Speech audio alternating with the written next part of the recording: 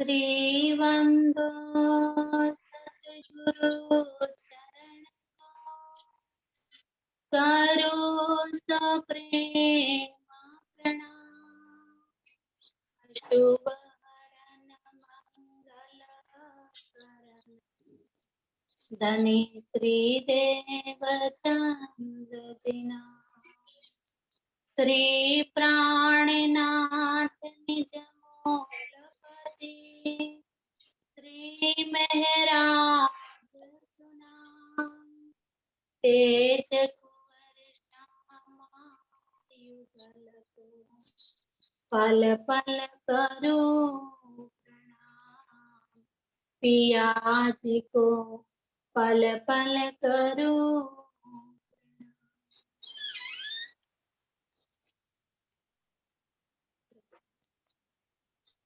आओ सुंदर सर जी, खिलवत की बातें शुरू करें, खिलवत की चर्चा शुरू करें। उससे पहले खिलवत क्या है,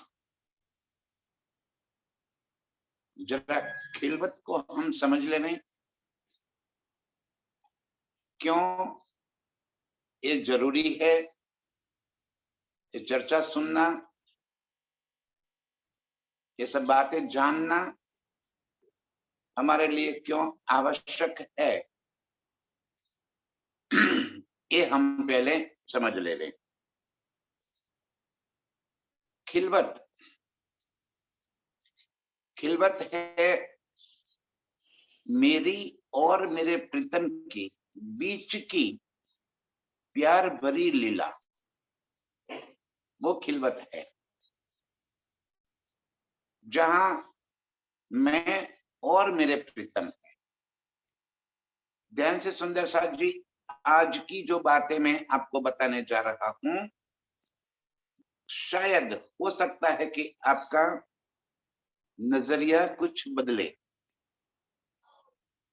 खिलवत है मेरे और मेरे प्रीतम के बीच की एकांत की प्रेममयी लीला, यह है खिलवत। अब खिलवत खाना क्या है, तो जहां मेरे और मेरे प्रीतम के बीच की लीला कर रहे हैं, चल रही है, वो है खिलवत खाना। खिलवत खाना कोई स्थान विशेष को नहीं कहा गया, जहां लीला हो रही है वो खिलवत खाना है। अब अर्श में मेरी और मेरे प्रीतम के बीच की लीला कहां हो रही है, तो पूरे अर्श में 25 पक्षों में हर जगह पे, महलातों में, जल में, चीनी में, वायु में, बंगलों में, वनों में, बगीचों में, जहां भी मेरे प्रीतम के संग मैं विहार करती हूं, हर जगह मेरी और मेरे प्रीतम के बीच की इश्क में लीलाएं है। अब अर्श में एक इश्कमयी लीलाओं कैसे हम करती, एक है अनंत से, एक है अद्वैत से। अर्श में मेरे प्रीतम के दिल को ही वहदत कहा गया। वहदत का मतलब एक दिली, सभी के बीच में एक दिली है, वो नहीं है। मेरे प्रीतम का ही दिल पूरे अर्श में लीला कर रहा है। मेरे प्रीतम के दिल की जो बातें प्रीतम जिसको पहुंचाना चाहते हैं वहां पहुंच जाती है। सभी के दिल की बात तो प्रीतम जानते हैं, लेकिन अपने दिल की सारी बातें सबको नहीं जनाते। जैसे हम रूहे हैं, तो प्रीतम का ही स्वरूप होने के बावजूद प्रीतम अक्षर ब्रह्म के संग क्या लीला करते हैं, वो अर्श में हमें कभी नहीं बताया। वैसे ही अक्षर ब्रह्म भी प्रीतम के ही स्वरूप होने के बावजूद हम रूहों की प्रीतम के संग इश्कमयी लीलाएं क्या है, ये बात कभी अक्षर ब्रह्म भी नहीं जान पाए। लेकिन अक्षर ब्रह्म के दिल की बात, हम रूहों के दिल की बात प्रीतम जानते हैं। इसी तरह अर्श की सारी नियामतें चेतन है, और जो चेतन है वो सभी के भीतर दिल है। दिल माने ये जो धक धक कर रहा है, उस दिल को दिल नहीं कहा। इस दिल के बारे में धनी जी ने कहा कि ये दिल मजाजी गोश्त का टुकड़ा, ये जो हमारे तनों के भीतर दिल है, उस दिल को गोश्त का माने कि मांस का एक टुकड़ा कहा गया है। संवेदनाएं हमारी यहां नहीं, दिल उसे कहते हैं जहां संवेदनाएं भरी पड़ी। तो संवेदनाएं कहाँ है? तो मन, चित्त, बुद्धि, अहंकार, जिसे अंतःस्करण कहा गया है, उस अंतःस्करण में हमारी संवेदनाएं, अंतःस्करण के माध्यम से हम संवेदनाओं की अनुभूति कर सकते हैं, अपनी संवेदनाओं जता सकते हैं। ये दिल है। तो अर्श की सारी नामतें जब चेतन है, तो सभी के भीतर दिल है, संवेदनाएं, और उस संवेदनाओं से ही तो लीला होती है। तो उन सभी के भीतर प्रीतम अपना जितना संदेश, जितनी बातें, जितनी लीला पहुंचाना चाहते हैं, और जब पहुंचाना चाहते हैं तब उतनी ही बातें पहुंचती है। प्रीतम के दिल की सारी बातें कोई नहीं जानता। आज प्रीतम ने अपना दिल खोल कर रख दिया। इलम में प्रीतम ने अर्श की सारी गूढ़ बातें, सारी गैब बातें, जो हम अर्श में रहते हुए भी नहीं जानते थे, अर्श में उनके संग लीला करते हुए भी हमें प्रीतम के दिल की जो बातें पता नहीं थी, अर्श में कुछ बातें ऐसी है जो प्रीतम बता भी नहीं सकते। वो बातें यहाँ पे इस खेल में, इस वाणी के माध्यम से प्रीतम ने हमें जता दी। ये हमारे दिल के अंदर उन्होंने बसा दिया, ताकि हमें अर्श की लज्जत और अनंत गुना अधिक आने लगे। अब बात है अर्श के खिलवत की लीलाएं। तो कैसी लीलाएं हैं हमारे और प्रीतम के बीच की? एक अनंत की और एक अद्वैत की। अर्श के 25 पक्षों में हम जहां भी जाते हैं, प्रीतम के संग प्यार भरी मस्ती करते हैं, और उन प्यार भरी मस्ती में जब प्रीतम और हम सब रूहें मिलकर लीला करते हैं, वो है अद्वैत की, जहां प्रीतम अकेले हैं और हम सब रूहें मिलकर उनके संग लीला करते हैं। और उसी अद्वैत की लीला करते करते जब हमारे दिल में चाहते और बढ़ गई, इश्क की और अधिक चाहत आ गई, तब प्रीतम ने अनंत स्वरूप धारण करके हम एक एक रूह की सारी चाहते पूरी करती। लीलाओं का जो सुख था, वो सुख एक एक रूह को धनी ने अनंत स्वरूप धारण करके हमें ये सुख दिया। ये है अनंत की लीला। एक है अद्वैत की लीला, एक है अनंत की लीला। अब हम अर्श में जहां भी चलते हैं, अर्श की कोई मर्यादा थोड़ी है, अनंत इस वास्ते कहा गया। इस वाणी में पूरे अर्श का वर्णन थोड़ी कर पाए थे, कुछ बातें हमें बताई है, और इतनी बातों में ही हम तो त्रिपित हो गए। इससे अधिक और भी बहुत सी बातें, अर्श की सारे सुख, सारी लीलाएं, सारी बातें इस वाणी में बता देना तो असंभव है। कैसे हो सके? पूरे सागर को एक घड़े में भर लेना कैसे संभव है? एक घड़ा धनी ने हमें दे दिया, एक मटका, जबकि वो तो सागर है।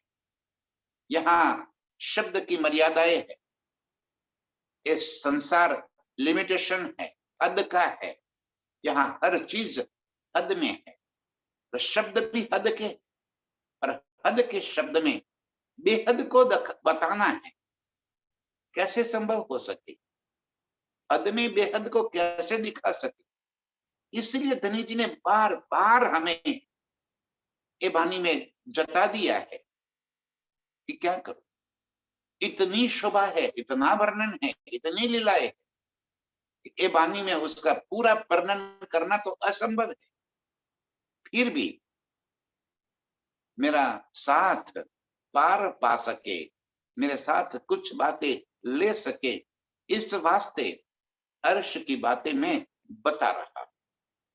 तो थोड़े में हमें बहुत कुछ समझना है।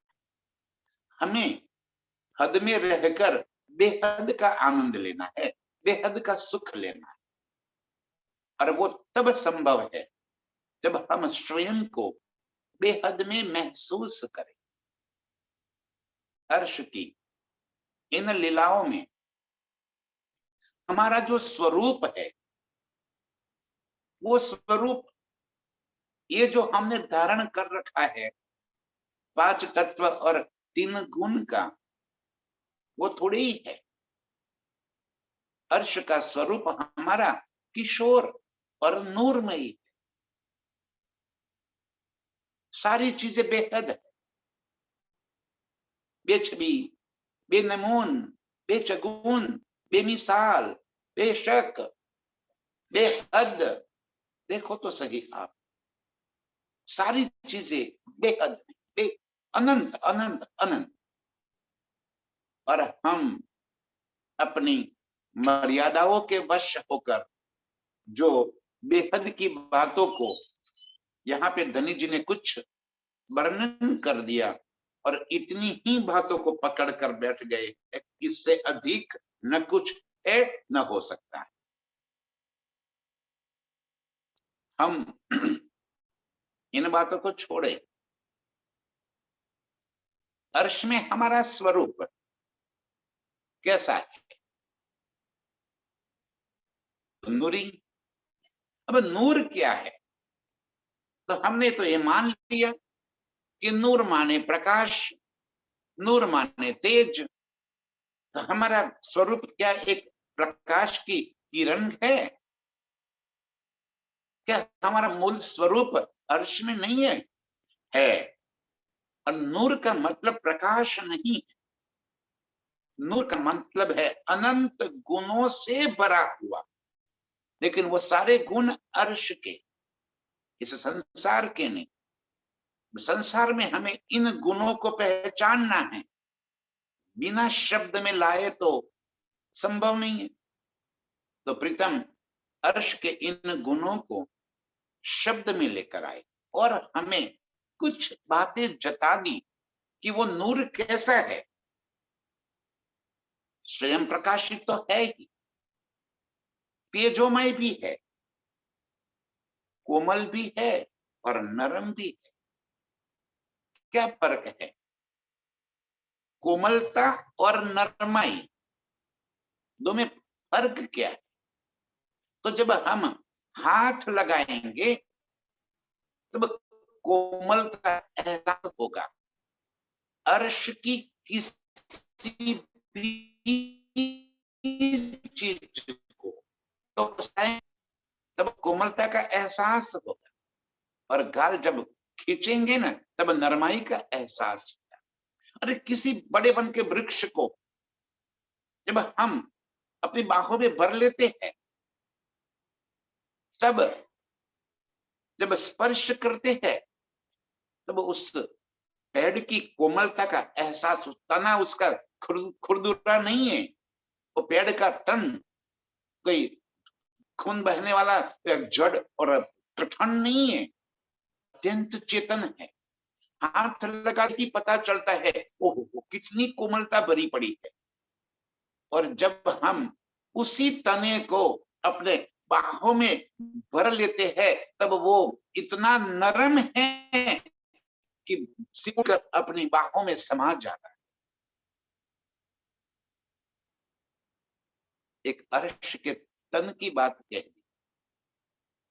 अब इसी तरह अर्श की सारी नियामतों को महसूस करें, कितनी कोमल है और कितनी नरम। मेरे प्रीतम ही भी इतने ही नरम है, इतने ही कोमल है। मेरा स्वयं का स्वरूप भी ऐसा ही नरम है और ऐसे ही कोमल है। सुगंधित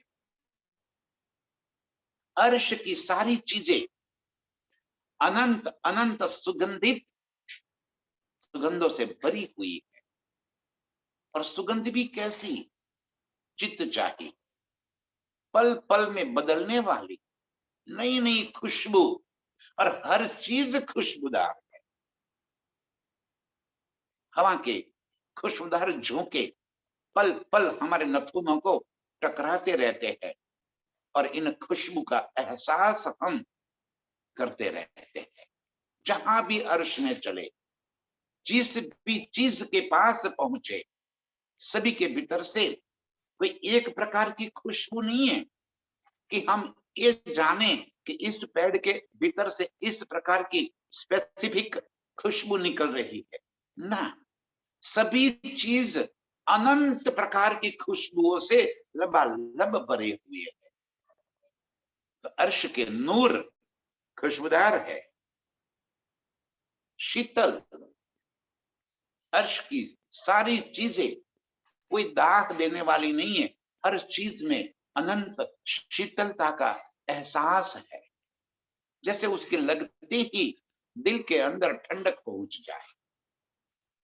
बाहरी शीतलता तो है ही, उसको टच करके तो हम शीतलता का एहसास कर सकते हैं, लेकिन जब छूते हैं, जब उसको आलिंगन में लेते हैं, तब दिल के भीतर भी एक शीतलता का लहर बस जाती है, भीतर भी एक शीतलता पसर जाती है।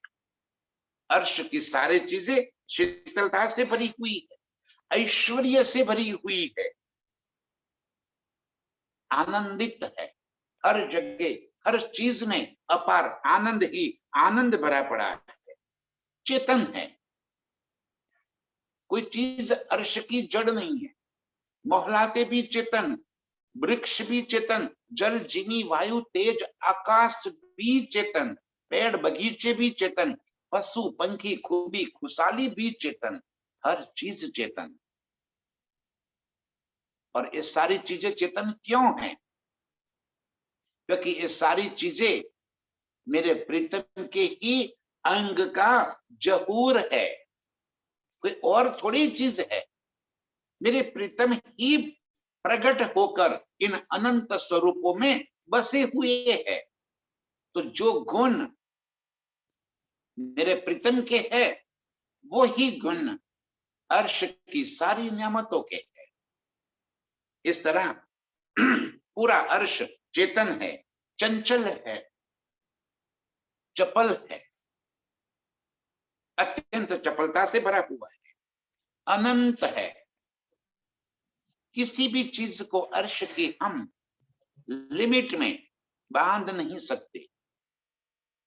यहाँ पे वाणी के अंदर परिक्रमा ग्रंथ में, बड़ी वृत्त में, छोटी वृत्त में प्रीतम ने उन चीजों के वर्णन किए हैं, हद में लाकर वर्णन किए हैं। इतना कोस लंबा, इतना कोस चौड़ा, इतना कोस ऊंचा, क्योंकि हमारी बुद्धि में, बुद्धि तो हमारी यहाँ की है, उसकी विशालता का एहसास हो सके, इस वास्ते कुछ बातों को यहाँ का मसाला लेके करे तो करे क्या। हमें कोई चीज की ऊंचाई बतानी है, कितना ऊंचा है, तो हर जगह प्रीतम ने प्रयोग किया है आसमान जितना ऊंचा। हर चीज की जब गहराई बतानी है तो प्रीतम ने बता दिया सागर जितनी गहराई। विशालता बतानी है तो सागर की विशालता का उपमा देकर अर्श की चीजों को यहाँ हमारे दिल में बसाने की कोशिश की है। और हम यदि इन बातों को जड़ता से पकड़ लेंगे तब हम अर्श की वास्तविक अनंतता को एहसास नहीं कर पाएंगे। ध्यान से सुंदर साथ, बार बार प्रीतम ने इन बातों को वाणी में हमें बताए गए हैं। उन्होंने कहा है कि वो इतना विशाल है कि उसको किसी भी प्रकार की हद में, लिमिटेशंस में बांध नहीं सकते हम, इतने विशाल स्वरूप है। ऐसी अर्श की अनंतता है, हर चीज अनंत है, हर चीज के भीतर अनंत अनंत गुण बसे है। विशालता, हर चीज की अपनी विशालता है। पारदर्शिता, अर्श की हर चीज पारदर्शी है। अब हमारा तन अर्श में, ये जो 5 तत्व का तन है वैसा तो है नहीं। अर्श में वैसा तन तो नहीं है कि जिस तन के अंदर मांस हो, हड्डियां हो, खून हो, चमड़ी हो, वो तन नहीं। पूरा एक समझो कि कांच की पुतली बनी हुई है और उस कांच की पुतली को किसी जादूगर ने अंदर चेतनता भर दी हो और वो कांच की पुतली नृत्य करती हो, 5 कांच की पुतली लीलाएं करती हो। एक फूंक मार दी और वो चेतन बन गई। वैसे ही कांच की पुतली भी नहीं है, क्योंकि कांच की पुतली जड़ होती है, जबकि हम तो अनंत चेतनाओं से भरे हुए हैं। अब कैसे इस संसार की बुद्धि में इन चीजों को बसा लिया जाए? फिर भी कोशिश कीजिएगा कि वो पारदर्शी है, उसके आर पार देख सकते हो आप। अर्श की हर चीज पारदर्शी है। पेड़ का तना, यहाँ के तनों की माफक जड़ थोड़ी है, वो तना भी पारदर्शी है, अनंत रंगों से भरा हुआ है, अनंत खुशबुओं से भरा हुआ है, चेतन है, कोमल है, नरम है, सुगंधित है। कैसे बतावे हम? धनी यही हमें दर्शाना चाहते हैं कि वो पारदर्शी है और सूक्ष्म है। अब सूक्ष्म का मतलब ये नहीं कि हम अपनी आंखों से देख न सके। सूक्ष्म का मतलब है कि वो बिना वजन का, हल्का सा, हवा में उड़ सकता है, रुक सकता है, हवा में स्थिर हो सकता है। इतना सूक्ष्म स्वरूप है, ललित्य से भरा हुआ। सभी कलाओं में अर्श की सारी नियामतें परिपूर्ण है, हर कला में। वे हमारे वृक्ष भी नृत्य करते हैं और इतनी सुंदर नृत्य करते हैं कि हम देखते हैं कि वृक्ष भी तो प्रीतम का स्वरूप है। पशु पंछी नृत्य करते हैं, गाते हैं, संगीत बजाते हैं। आप देखो बानर हर कार्य करते हैं, संगीत भी बजा लेते हैं। और संगीत बजाने की क्या आवश्यकता है? संगीत के साधन स्वयं बजते हैं। और कैसे सुर जैसे आपको मनमोहित कर दे, वैसे सुर अपने आप स्वतः ही अंदर से बहने लग जाते हैं। ललितता, कलाओं के गुण, हर चीज में ललित गुण पड़ा पड़ा है। हर चीज के अंदर विद्वता, सर हर चीज हर कोई जानता है। इश्क से लबालब भरा अद्वैत, अनंत रंगों से सज्ज, ऐसे अनंत गुणों से भरा हुआ ये नूर है। मैंने नूर के गुणों का वर्णन आपके सामने इस वास्ते कर दिया कि ये गुण किसी और के नहीं है, ये गुण स्वयं हमारे हैं। हम ही इन सारे गुणों से भरे हुए हैं। अर्श में हमारा शुद्ध स्वरूप है, हम साकार है। एक खेल निराकार, और निराकार को यहाँ की बुद्धि की वजह से हम निराकार को साकार समझ रहे हैं, और जो साकार है उसको निराकार समझ रहे हैं। जैसे मिट्टी से कुम्हार ने एक घड़ा बना लिया। अब ये बताइए, घड़ा साकार है कि निराकार? फिर मैं प्रश्न जरा, जवाब मुझे देने की जरूरत नहीं, आप जरा अपने आप को प्रश्न कीजिए कि कुम्हार ने मिट्टी से एक घड़ा बना लिया। अब वो घड़ा साकार है कि निराकार है? सारी दुनिया उस घड़े को साकार कहेगी और मिट्टी को निराकार कहेगी। सारी दुनिया ये जानती है कि घड़ा दिख रहा है, घड़ा साकार है और मिट्टी निराकार है। प्राणनाथ जी ने दुनिया से उल्टी बात कह दी कि घड़ा निराकार है और मिट्टी साकार है। दुनिया के विद्वानों में एक कहां से बात बसेगी? घड़ा तो साकार दिख रहा है, टूट गया, घड़े का अस्तित्व समाप्त हो गया। और मिट्टी वो तो परमानेंट है, वो न मिटने वाली है, वो अनंत स्वरूप धारण करने वाली है। इस वास्ते मिट्टी शुद्ध साकार है और घड़ा निराकार है। यहाँ की बुद्धि में हमें ये बात नहीं बसती। अब हम अपने आप को समझ लो, ये जो स्वरूप हमारा यहाँ पे दिख रहा है, ये निराकार है, ये जड़ है, ये नाशवान है। और जो मूल स्वरूप है वो चेतन है, वो साक्षात है, वो सत्य है, वो अखंड है। इसीलिए कहा निराकार के पार, तीन पार के भी पार। ये निराकार कह दिया और उसको साकार कह दिया। कुछ बातें दिमाग में हमें बिठा लेनी है। अब जो शुद्ध साकार स्वरूप हमारा है, जो इस खेल के अंदर बने हुए इस पुतले को देख रहा है और इस पुतले के माध्यम से इस खेल की लज्जत ले रहा है, तो वो स्वरूप कैसा है हमारा, ये जानना है। क्योंकि वो हमारा मूल स्वरूप है, वो मैं हूं, ये जो है वो मैं नहीं हूं। तो वो स्वरूप कैसा है? तो नूरमयी। अब नूर क्या है? तो अनंत गुणों से भरा हुआ नूर चेतन है, नूर कोमल है, नूर नरम है, नूर पारदर्शी है, नूर चंचल है, नूर चपल है, नूर चेतन है, नूर प्रकाशित है, नूर तेजोमय है, नूर सुगंधित है, शीतल है। ये सारे गुण मेरे हैं, ये सारे गुण मेरे प्राण प्रीतम के, ये सारे गुण अर्श की प्रत्येक नियामत का है। अब ये जब हम समझ लेंगे, अर्श को देखने का नजरिया बदल जाएगा। वहां का जल भी चेतन है।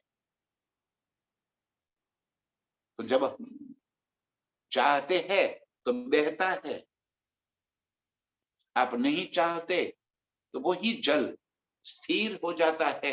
उसी जल के ऊपर आप दौड़ सकते हो, खेल सकते हो, कूद सकते हो, सरक सकते हो, हर चीज, हर लीला कर सकते हो। अब यहाँ का जल तो हमेशा बहता ही रहेगा। अर्श का जल आपकी मर्जी से बह रहा है, आपकी मर्जी से स्थिर होता जा रहा है, आपकी मर्जी से आप उसके ऊपर सरक सकते हैं। ये अर्श के गुण है। अब यहाँ पे इस संसार के दिमाग में ये बातें कहां से बैठी? धनी जी हमें ये बातें याद दिला रहे हैं।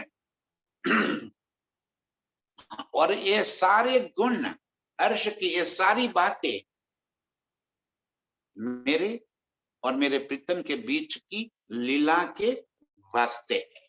और लीला क्या है हमारी? तो इश्क और आनंद की लीलाएं है, इश्कमय लीलाएं। अब उसी बात को हमें दिल में बसा लेना है, चितवन करना है। अब चितवन दो प्रकार से हम करते हैं। एक अर्श की शोभा और श्रृंगार का, और एक अर्श की लीलाओं का। दोनों चितवन है और दोनों सही है, गलत तो कुछ है ही नहीं। जितने भी विद्वान, या तो स्वयं मेरे धनी जी ने आकर हमें जो कुछ भी बातें बताई वो सारी बातें बेशक है, उसमें कभी भी हम गलतियां नहीं ढूंढ सकते। वो सत्य है, परम सत्य है। एक शोभा और श्रृंगार और एक है लीला। शोभा और श्रृंगार क्या है? तो अर्श के 25 पक्षों की शोभा, रंग माहौल कैसा है, 9 भौम 10वीं आकाशी, और एक एक भौम के ऊपर कितनी कितनी शोभाएं भरी पड़ी है, कितने सुख है, कितने वहां पे कमरे हैं, कितने मंदिर हैं हमारे, कितने थंब है, कितनी मेहराबे है। ये शोभा है। कौन सी भूमि में कौन सी शोभा है, कौन सी भूमि में कौन सी लीलाएं होती है, वो शोभा है। पुखराज की रचना कैसी बनी हुई है, पुखराज की चांदनी कैसी है, खजाने का ताल कैसा है, पाल कैसी है, अदबिच का कुंड कैसा है, आकाशी माहौल कैसा है, ये है शोभा। और इन शोभाओं के बीच में ये शोभा क्यों है? क्या आवश्यकता है इन शोभाओं की? पुखराज क्यों है? क्या प्रीतम का ऐश्वर्य प्रदर्शित करने के लिए पुखराज है? उनको किसके सामने, किसको दिखाने के लिए अपना ऐश्वर्य प्रदर्शित करना है? पुखराज प्रीतम का ऐश्वर्य प्रदर्शित करने के लिए नहीं है। पुखराज मेरे और मेरे प्रीतम के बीच की लीलाओं की स्थली है, मेरा खिलवत खाना है। पुखराज के एक एक भूम के अंदर बने हुए अनंत महलातों के अंदर अंदर अनंत मंदिरों में मेरी और मेरे प्रीतम की लीलाएं है। आज भी आपकी खुशबू, आज भी आपकी उस चेतनता का एहसास, आज भी आपने जो पुखराज के मोहलात के भीतर के कमरे में जो लीलाएं की थी, उस चद्दर के ऊपर सिलवटें आज भी आपकी गवाहियां दे रही।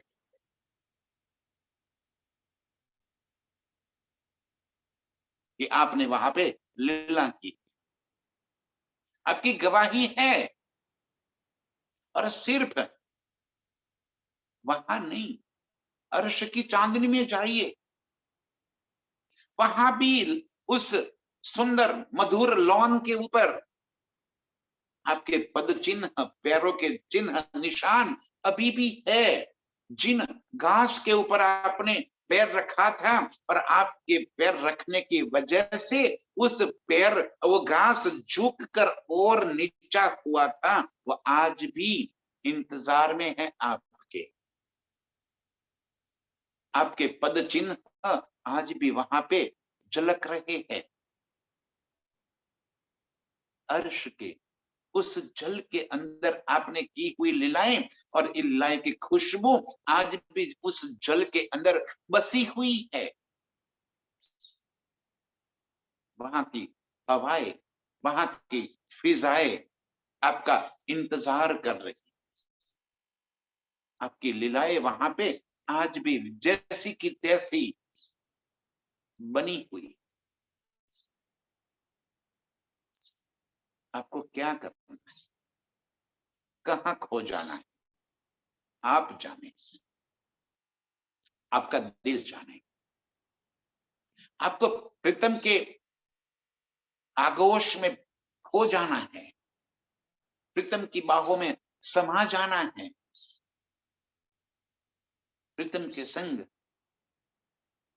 गुत्थम गुत्था हो जाना है, प्रीतम के संग गुलाटे खानी, प्रीतम के संग दौड़ना है, गिरना है, उछलना है। आप जाने। और आपको अर्श की इस सुंदरता को देखना है, आप जाने। लेकिन जो भी देखे, अर्श की जिन भी चीजों के ऊपर आपकी नजर हो जाए, वो सारी चीजें नूर, चेतन, मेरे प्रीतम का ही स्वरूप है। उसको कभी भी जड़ स्वरूप में ना देखे, वो जड़ नहीं, चेतन और मेरे ही प्रीतम करे। एक एक चीज में मेरे प्रीतम का ही स्वरूप बसा हुआ है। आप उस स्वरूप के संग लीला में डूब जाए। इसलिए मैंने बताया अभी कि वृक्ष के तने भी तो मेरे प्रीतम हैं। उस तने को भी बाहों में भर ले तो मेरे प्रीतम मेरी बाहों में आ जाएंगे। इतना सुख मिलेगा, इतना स्वाद आएगा। उस जल में भी मेरा प्रीतम ही तो बसे है। उस जल के भीतर जब जल क्रीड़ा करेंगे तो प्रीतम की नजदीक का, प्रीतम के बाहों में समा जाने का एहसास होगा। इस चितवन के वास्ते, अपने निज स्वरूप को याद करने के वास्ते, वो ऐसे ही याद नहीं आएगी। और जब तक इन चीजों का एहसास नहीं होगा, याद नहीं आएगी, परात्म कैसे जागृत होगी। हमारा मूल उद्देश्य तो परात्म में जागृत होना है। ये सारी बातें का मूल उद्देश्य तो एक ही है। सारी वाणी समझने का मूल उद्देश्य तो एक ही है कि हमें अपने निज स्वरूप में जागृत हो जाना। और ये सारा वर्णन धनी ने इस वास्ते कर दिया ताकि हमारे दिल में, हमारे चित्त में अर्श की वास्तविकता बस जाए और हम उस वास्तविकता को मद्देनजर रखते हुए, उसको दिल में बसाते हुए अपने आप को प्रीतम के संग महसूस करे और उस लीलाओं की मस्ती दिल में चला दे। वो बातें जितनी आपके चित्त के भीतर आएगी, परात्म ऐसे ही जागृत होती चली जाएगी। तब खेल से नजर हमारी हट जाएगी और अर्श में अपने निज स्वरूप के संग हम जुड़ पाएंगे। इसलिए इस खिलवत ग्रंथ में धनी जी ने कहा, किताब खिलवत गैब की। कौन सी किताब है?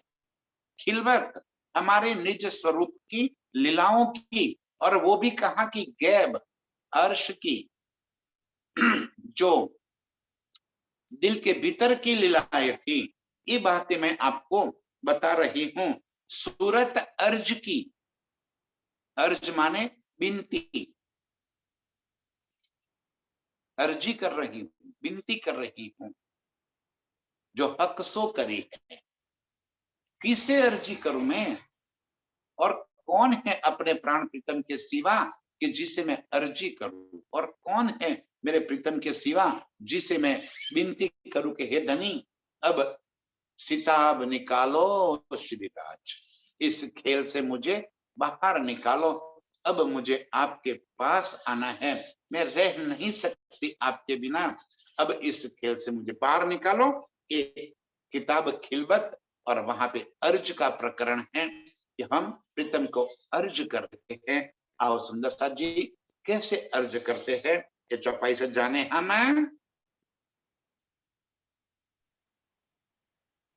ऐसा खेलो दिखाया जो मांग लिया है आमा, अब कैसे अर्ज करूं, कहोगे मांग्या तू मां, कहोगे कहोगे मांग्या तुम, ऐसा खेलो दिखाया, ऐसा खेल दिखाया। प्रणाम सुंदर साथ जी।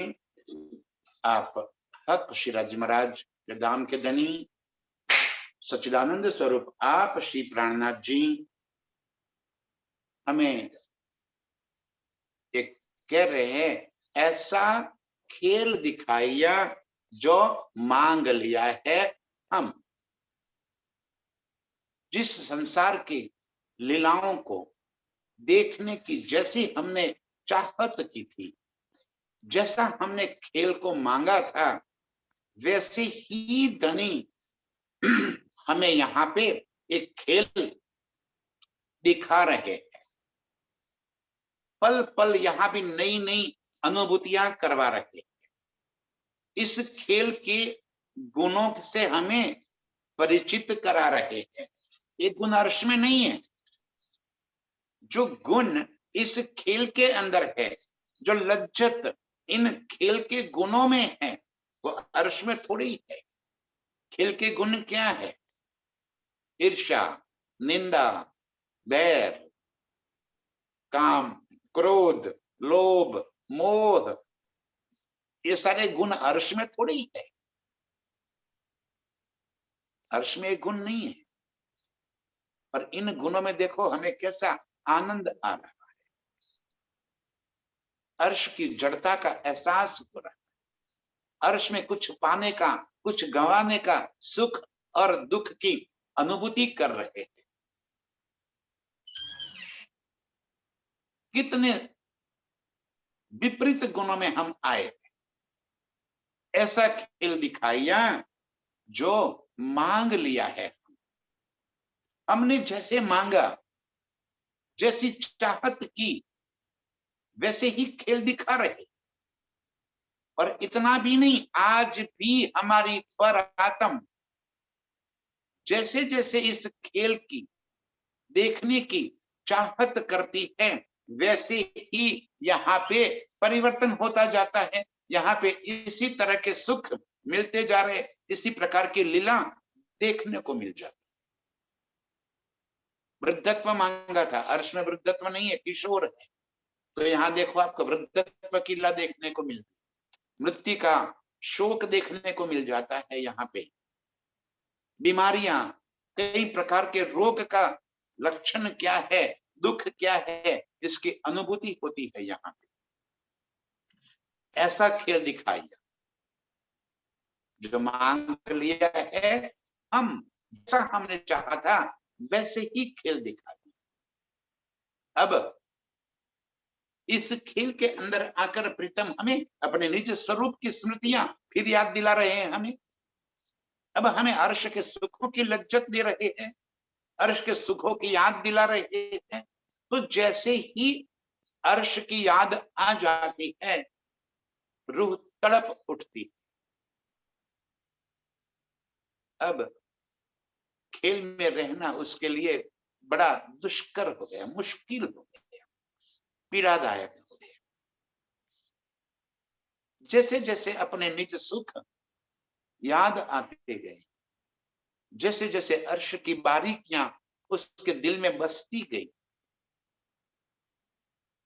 खेल की तरफ से मन भर गया,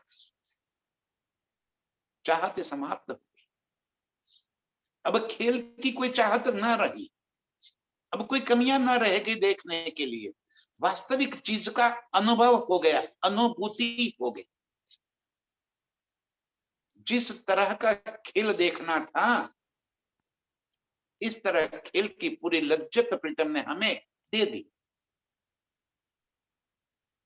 अब अरमान जाग उठे हैं निज स्वरूप में जागृत होने। अब अरमान जाग उठे हैं अपने प्रीतम के संग लीला करने के लिए। करे तो करे क्या, कैसे अपने निज स्वरूप में जागृत हो जाए। चारों तरफ अंधेरा ही अंधेरा नजर आ रहा है। इस गाढ़ अंधकार में यदि कोई प्रकाश की किरण है तो ये मेरे प्रीतम की वाणी, ये मेरे प्रीतम की यादें।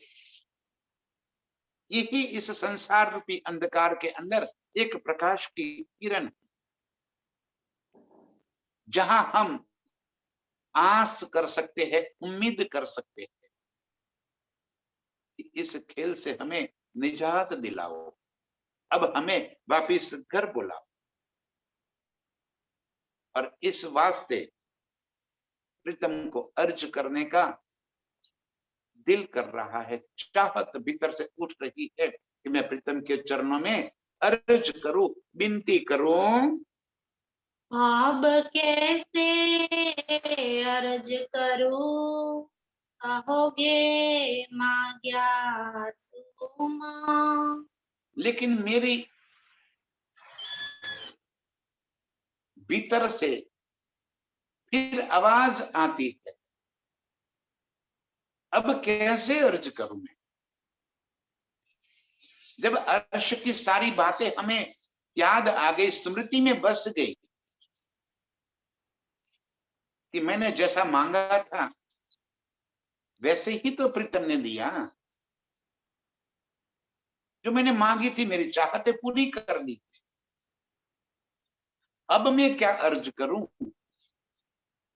अब कैसे विनती करूं कि प्रीतम एक खेल समाप्त कर लो और मुझे फिर वापिस अर्श में जगा लो। अर्श की लीलाओं के बिना मैं नहीं रह सकती, मैं तड़पती हूं यहाँ पे, आपके विरह में, आपके विजोग में मैं नहीं रह सकती यहाँ पे।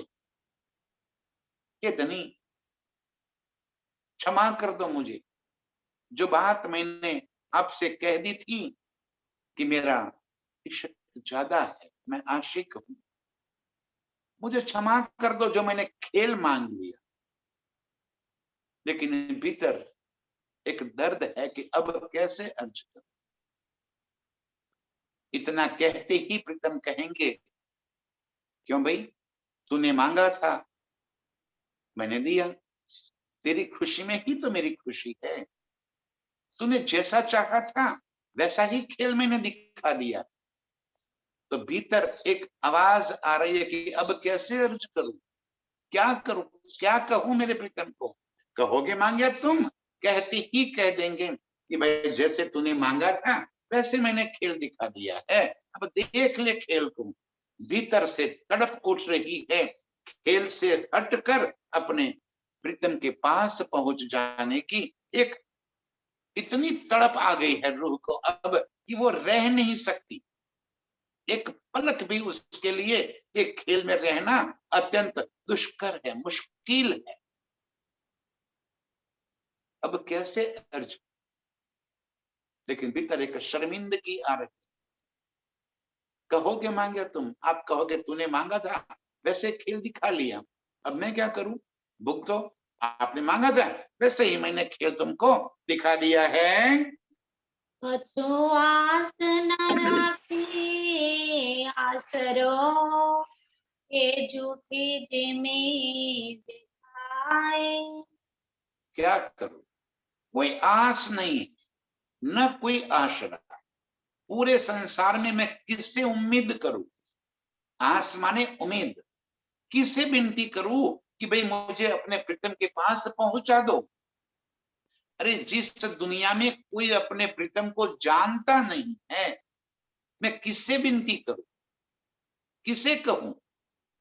कोई तो हो जो मुझे अपने प्रीतम से मिलन करा दे। कोई ऐसा आश्रय स्थान नहीं रहा मेरा कि जिस आश्रय स्थान में जाकर मैं अपने प्रीतम के पाने का एहसास आनंद कर सकूं।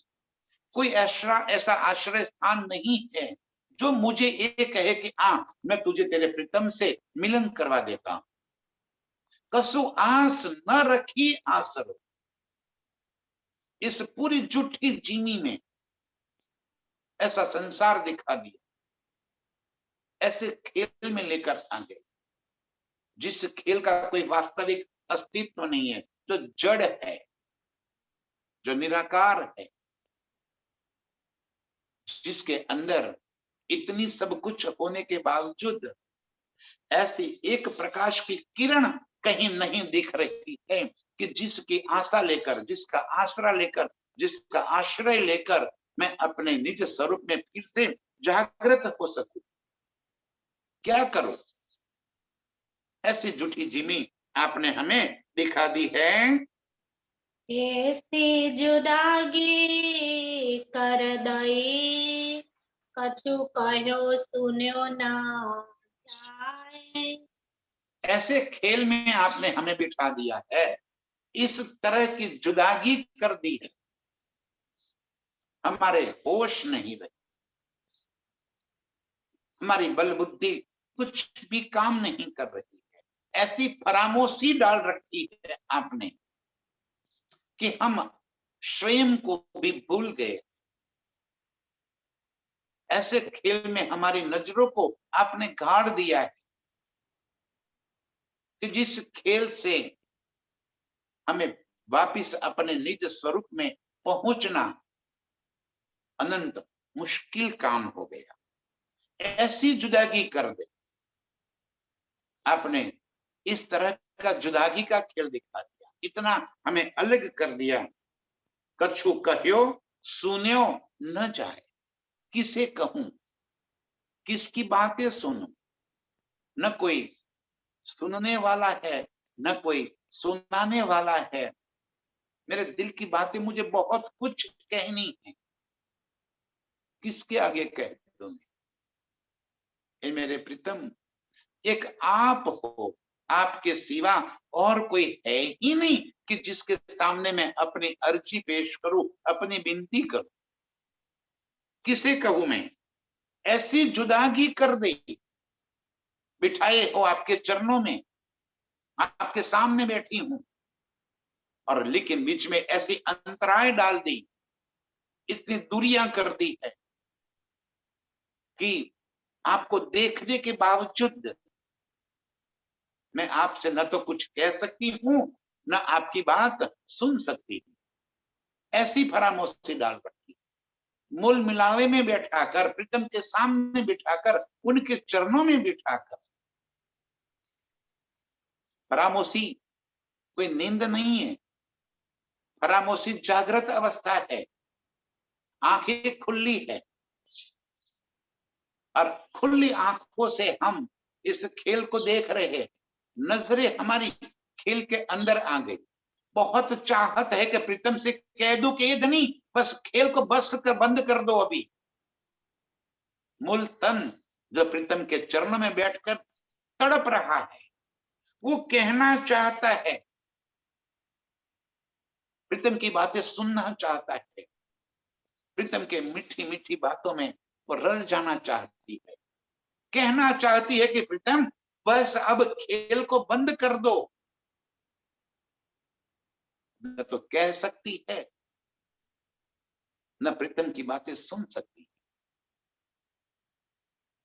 ऐसे जुदागी कर दी, ऐसे खेल में हमें आकर बसा दिया। दूर न करते हुए भी इतना दूर कर दिया है कि हम पास होने का एहसास भी नहीं कर सकते। जैसे हम कहीं चर्चा सुनते हो और चर्चा सुनते सुनते हमारा चित्त कहीं और चला जाए तो तन तो वहां है, लेकिन वहां बैठे बैठे सामने वाला क्या कह रहा है न तो हमें वो सुनाई दे रहा है, न अपनी बात कुछ कह रहे हैं, क्योंकि फिजिकल बॉडी हमारी कहीं होने के बावजूद हमारी चेतनता कहीं और चली गई है। बस मूल मिलावे में हमारी यही हालत हो गई। प्रीतम में चरणों में बैठे हुए नजरें हमारी खेल के अंदर आ गई है।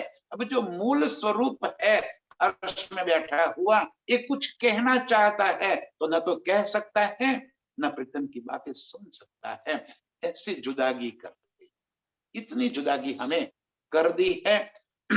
और इस खेल में हमें इस तरह से उलझा दिया है। जागना, निज स्वरूप में पहुंचना, यही हमारा लक्ष्य है। प्रीतम से कैसे अर्ज करूं मैं कि हे धनी अब मुझे अपने चरणों में वापिस जगा लो। बस नहीं देखना है खेल, हमें बहुत हो गया, बहुत देख लिया, हर चीज देख ली। अब हमारी अर्जी स्वीकार कर लो धनी। आप कहोगे तो हम कह देते हैं कि हम हार गए, हारा हारा हारा, आप जीत गए बस। लेकिन खेल से हमें निजात दिला दो, अपने निज स्वरूप में हमें जगरात कर दो।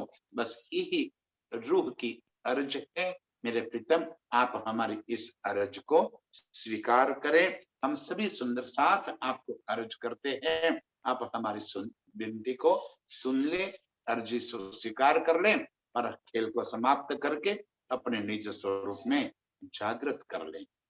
बस ऐसे ही चाहत रखने वाली, नजरिए से खेल को देखने वाली, निज स्वरूप में जागृत होने वाली सभी रूहों के चरणों में मेरा कोटि कोटि प्रणाम। प्रणाम।